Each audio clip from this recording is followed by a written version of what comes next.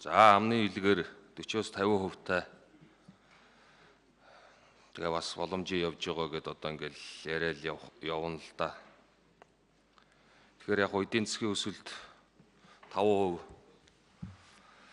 хөрсөн 17 оны энэ 5%, иргэдийн амьдрал дээр 5%-ийн өсөлт болж бууж чадж гэнэ үгүй юу гэдгээр л яг бодит ард иргэдийн амьдрал дээр бууж байгаа байдлаар л дүгнэгдүүлүүлэн зүгээр санагдаад байдаг. Тэгээд яг 2016-аас 20 оны засгийн газрын үйл ажиллагааны мөрийн хөтөлбөрийн хэрэгжилт цаг хугацаагаараа бодохоор 50% өрчөөд байдаг. За ингээд тодорхой салбарууд дээр мэдээж 40-50% хүрсэн амжилттай сайн хэрэгжиж байгаа зорилтууд байна. Тодорхой зарим салбарууд дээр 10 хүрэхгүй хувьтай 15-20 хүрэхгүй хувьтай ийм салбарууд бас байгаад байх юм аа. Ялангуяа манай нийгмийн бодлого, боловсрол соёлын шинжилгээ ухааны чиглэлийн зарим салбарууд дээр бас учир дутагдaltaй юмнууд нэлээд байгаа. Тэгээ одоо энд цаг богино байгаа болохоор бас тэр болгоныг тоочих боломжгүй.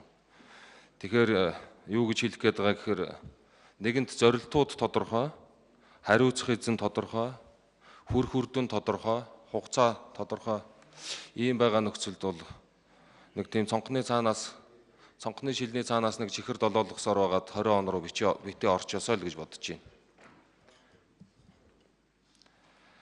Тэгээд томоохон зорилтууд байгаа. Жижиг дунд үйлдвэрлэлийг хөгжүүлэх чиглэлээр 21-ийг үржих 100 гэдэг хөтөлбөр хэрэгжүүлнэ гэд амлалтсан. Яг өнөөдрийн байдлаар 21-ийг үржих 100 хөтөлбөрийн хүрээнд хэдэн үйлдвэр орон нутагт байгуулагдчаад байна вэ? Жижиг дунд үйлдвэр гэсэн тоо байгаа бол нэг тоо хэлж өгөөч гэсэн.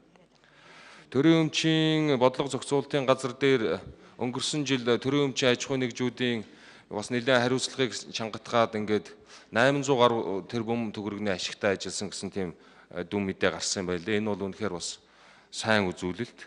Тэгэхээр энэ төсвийн орлогын оновчтой байдал, төсвийн орлогын хуваарлтын оновчтой байдал,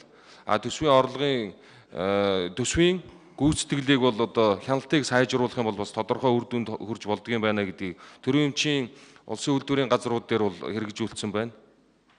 Тэгэхээр энэ ялангуяа энэ боловсролын эрүүл мэндийн салбарын хөрөнгө оруулалтын асуудлуудыг бас одооноос онцгой анхаарахгүй бол одоогийн байдлаар хөрөнгө оруулалтын асуудал энэ жил хэрэгжих шинээр эхлэх ажлууд бол нэлээд удаашралтай явж байгаа асуудлыг бол одоо би бас салбарын нөхдүүдэд бол хэлээд байгаа. Тэгэхээр энэ тал дээр та бүхэн бас цаашид анхаарч ажиллаарай. Тэгээ энэ томоохон төслүүдээ одоо яаралдаа хөдөлгснүүдийг жаахан эрчимжүүлэх асуудал, ялангуяа энэ 5 толгой тойрсон асуудлууд сүүлийн үед нэлээд яригадаад ах шиг 1072 энэ төр. За тэр нефтийн үйлдвэрийн асуудал. За энэ жил утааны асуудал засгийн газар дээр нэлээд томоохон ажил босч ирж байгаа.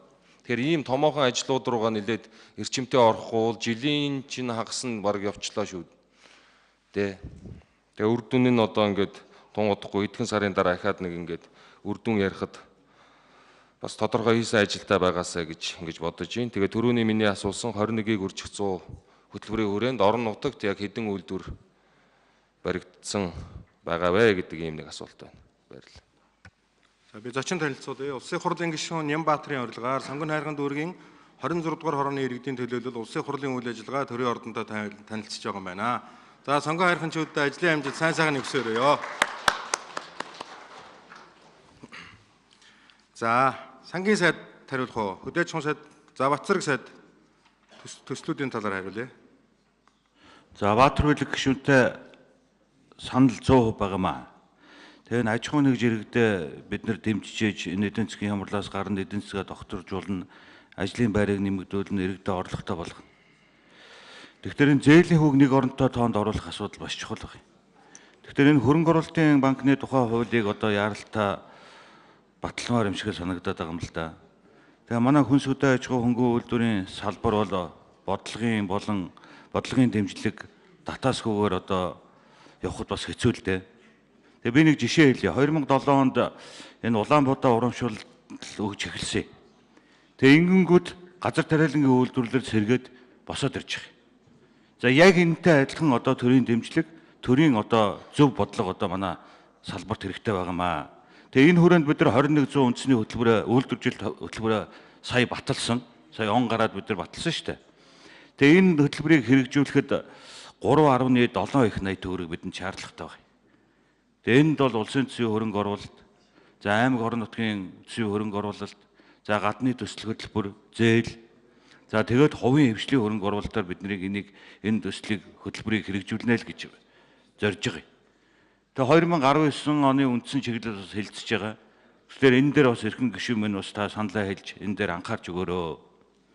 За үйлдвэржилт 2100 хөтөлбөр бол он гараа батлагдсан боловч ажил бол явж байгаа. Өнгөрсөн онд ихэд бид нэр Өөрхангай аймагт одоо махны үйлдвэр барьсан. За ерөн аймаг орон нутгийн санаачлаг маш чухал.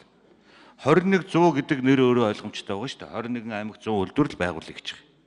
Тэгээ ингэснээр орон нутагт ажлын байр бий болно. За орон нутагт одоо хөдөө аж ахуйн бүтээгдэхүүний одоо борлуулалт нэмэгдэнэ, малчид орлоготой болно. Ийм л зорилгоор одоо энэ хөтөлбөрийг бол баталсан. Тэгээ энэ хөтөлбөр маань одоо хэрэгжээд эхэлсэн байна.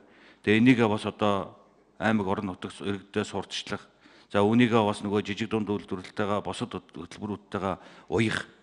Монгол ноолуур гэдэг одоо хөтөлбөр батлагдсан. Энэ хөтөлбөр батлагдлангууд зөв гэдэг нь одоо ойлгогдоод одоо ноолуурын үн одоо 100 сая би Харангай аймагт ажиллалаа. 1 кг ноолуурын үн одоо 105 мянган төгрөгөөр одоо манай малчд маань зарсан гэдэг одоо баяртай байна шүү дээ. Тэгэхээр бид нар энэ гарч байгаа улсын их хурл болон засгийн газараас одоо баталсан төсөл хөтөлбөрөөрөө иргэд олон түмэндээ сурталчлаж тэгээ иргэд одоо байгууллагуудтай хамтар хувийн хвшлийн хамтын ажиллагаа чухал байгаамаа гэж хэлэх байна. Тэгээд Баатар Улиг гишүүний асуултанд хариулахад юм байна. Баярлалаа. За гишүүд асуулт асууж үг хэлж дууслаа. Улсын их хурл Монгол